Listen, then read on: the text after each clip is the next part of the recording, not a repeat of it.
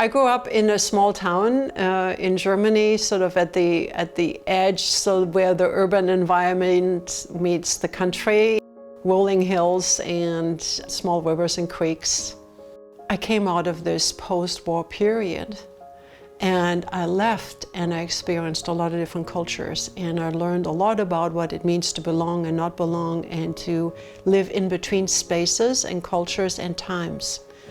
And that's where my passion for actually understanding those spaces comes from, of what it means to be in between things.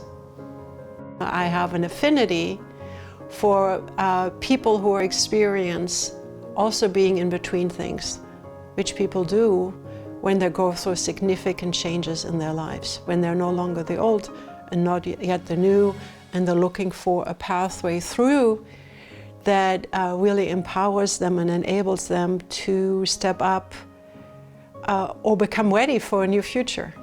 And it's the deepest passion behind my work. One of the things that I really would like to share is that I had one of the most fabulous undergraduate and graduate experiences in college, where one of my professors was a student of Abraham Maslow and the other one of Carl Rogers. So I was steeped in the most profound humanistic principles. And then from there on, I progressed into a master's program in organization development that sort of brought these humanistic values to life in organizational settings. I've always had a love for working directly with organizations, but also developing practitioners. Just as I was beginning with my graduate studies, I was also spending time in Peru. And that's where I met the indigenous peoples from the Andes, the Q'ero people, and sort of opened up a completely new perspective to me. And I became very curious about my own process of being introduced into a very different kind of culture.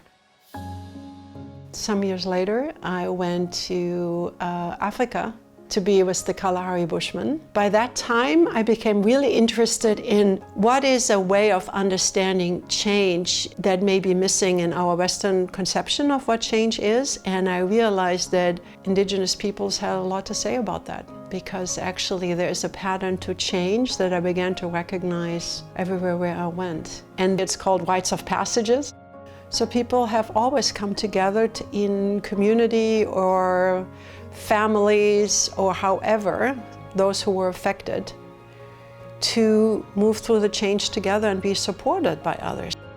So after being in Peru and then in Botswana and then in Australia with indigenous people doing their ceremony, and I experienced the pattern again, I was very confident, yes, this is what's happening and has happened for people across the globe, always. It's really a sequence of phases, a separation, an in-between phase, and an integration phase. And there are a number of rites that mark the transition from one phase to the next, and that's referred to as the rites of passage sequence. It's a process, change is not an event, but it occurs over time. So that's the pattern.